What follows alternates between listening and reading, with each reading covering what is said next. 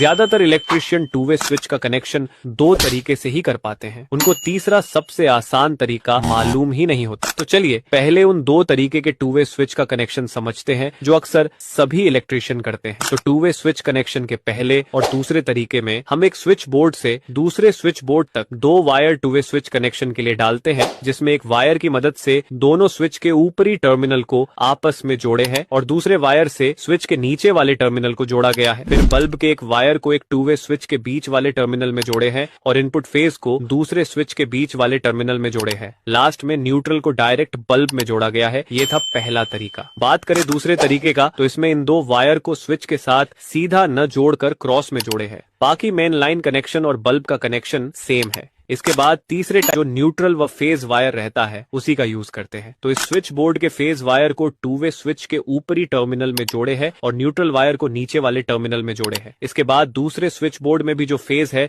उसको स्विच के ऊपरी टर्मिनल में जोड़ें और न्यूट्रल को नीचे वाले टर्मिनल में जोड़ें। ध्यान रखिए दोनों स्विच के ऊपरी टर्मिनल में फेज और नीचे वाले टर्मिनल में न्यूट्रल जोड़ना है। इसके बाद बल्ब के एक वायर को पहले टू वे स्विच के बीच वाले टर्मिनल में जोड़े हैं और बल्ब के दूसरे वायर को दूसरे टू वे स्विच के बीच वाले टर्मिनल में जोड़े हैं। दोस्तों टू वे स्विच कनेक्शन का ये तरीका सबसे आसान है और वायर भी कम लगता है, इसलिए